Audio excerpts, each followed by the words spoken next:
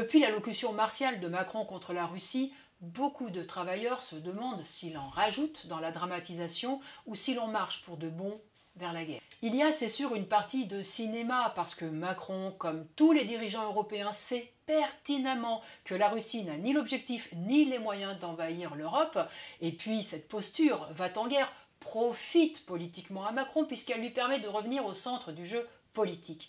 Mais si tous les pays se réarment aujourd'hui, c'est pour des raisons bien plus profondes que l'arrivisme ou la dinguerie de tel ou tel politicien. Partout, les tensions montent du fait de la guerre économique de plus en plus féroce.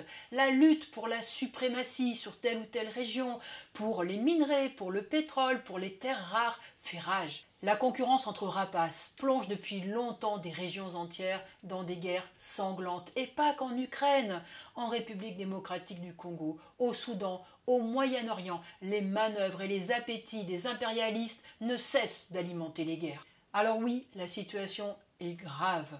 La guerre en Ukraine est loin d'être terminée.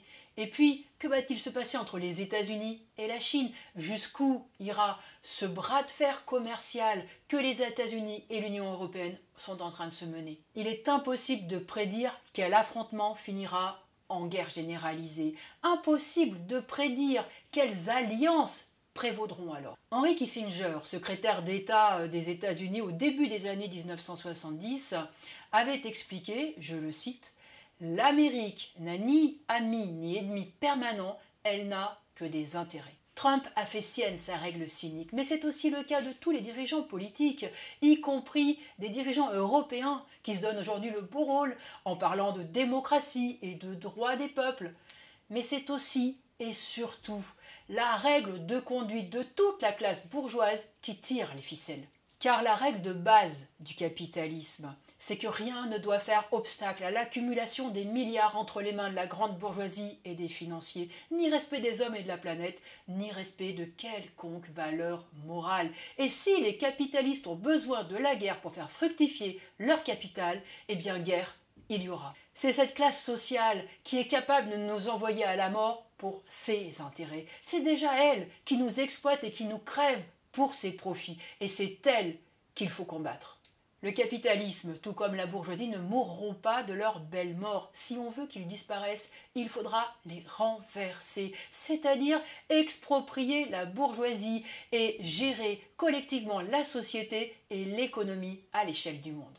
Aujourd'hui, les travailleurs ne s'en sentent pas capables. Pire, ils n'en ont même plus la perspective parce qu'ils ne se voient pas comme une classe sociale capable d'agir pour défendre ses intérêts et pour changer la société de fond en comble.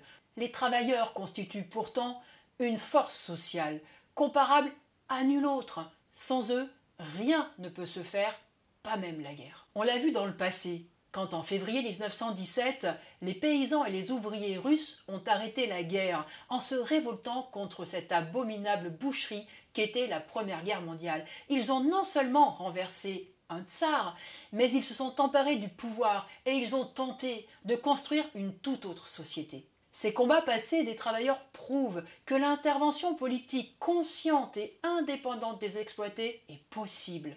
Cette voie est la seule chance de stopper l'évolution réactionnaire, nationaliste, guerrière et barbare de la société capitaliste.